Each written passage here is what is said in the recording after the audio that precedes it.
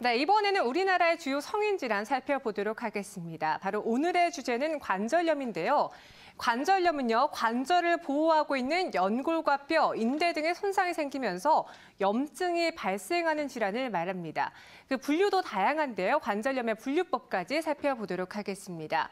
퇴행성 관절염과 류마티스 관절염, 그리고 척추 관절병증, 세균성 관절염, 그리고 오십견 등으로 크게 분류될 수 있는데요. 오늘 이 시간 네 분의 원장님과 함께 관절염에 대해서 자세한 이야기 나눠보도록 하겠습니다. 네, 어제는 가장 관절염 중에서 빈도가 높은 바로 증상들이 퇴행성 관절염인데요. 퇴행성 관절염부터 자세히 설명해 주시죠. 사실 저희 건강한 의사 함께 하시면서 많은 분들이 퇴행성 관절염과 관련해서 전화를 주셨거든요. 또 한의학적 치료법이 궁금하다라고 전화를 주셨는데 원장님들마다 치료법이 조금 다양할 것 같습니다. 여러 가지 의견 들어보고 싶은데 양지훈 원장님 먼저 말씀해 주시죠. 네. 여러 원장님들께서 관절염에 대해서 좋은 말씀 해주셨는데요. 자, 관절염의 전통 한의학적인 방법에 대해서 조금 설명드리고자 합니다. 관절염은 한의학으로 각기 혹은 비증이라는 이야기를 합니다. 즉, 습열병의 범주에 들어가는 거죠. 습열병이라는 것은 말 그대로 습, 물을 의미하고요. 열은 뜨거운 것, 열을 의미합니다. 즉, 습열병은 한의학의 경락으로 말씀드리면은 습은 태음경이 되고요. 열은 양면경이 됩니다. 습과 열이 제대로 조절이 되지 않아서 관절염이란 병이 생기게 된 거고요.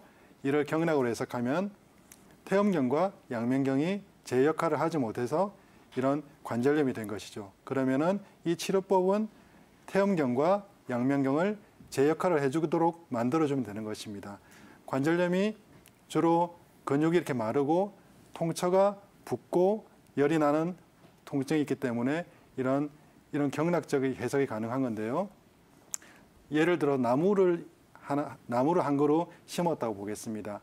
그러면은 나무에 물만 있고 열이 없다면은 나무는 어떻게 될까? 나무 잘 자랄 수 있을까요? 나무는 못 자라고 뿌리가 썩어서 아마 죽게 될 것입니다.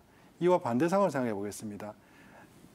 열만 있고 메마른 땅에 물은 없고 나무가 햇빛만 있다면은 이 나무도 얼마 못 가서 말라 죽게 될 것입니다. 이처럼 물과 열이 제대로 조화가 되어야 나무가 잘 자랄 것인데 물과 열이 제대로 조화가 되지 않는다면 이 나무는 제대로 자랄 수 없을 것입니다. 이것을 치료하기 위해서는 한의원에서 주로 세 가지 방법을 사용합니다.